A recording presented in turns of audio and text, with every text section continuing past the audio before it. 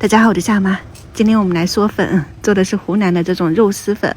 肉的话呢，就是你用前腿肉啊，比较好吃一些，你给它切成粗条、细条都行。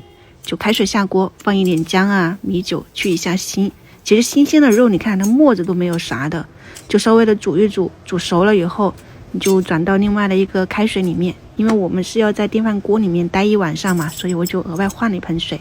一点生姜、桂皮、八角、香叶、白胡椒粒、白糖，还有一小块腐乳是自己做的，你可以用广式河乳啊，那种白色的，然后倒一点生抽、酱油、盐，就这样子稍微的调一下，倒到肉里面。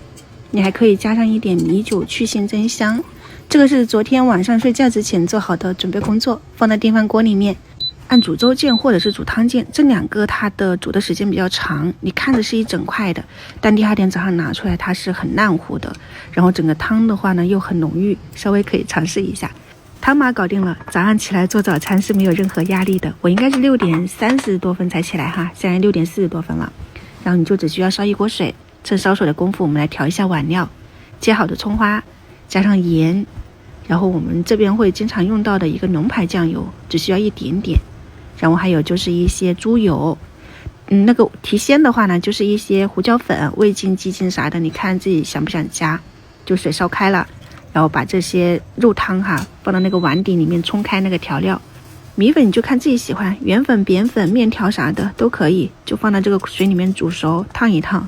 我的干米粉吃完了，所以我昨天是特意去了一趟菜市场，买了这种新鲜的。原本是想要买手工粉的，但是他们家没有了，只有原粉。你搭配一点肉丝在上面，咸菜的话呢就是榨菜啊，湖南的萝卜干啊，然后自己熬的那个辣椒酱啊。我们家的早餐6点50多分就可以开吃了，今天挺早的，晚上再见啊，拜拜。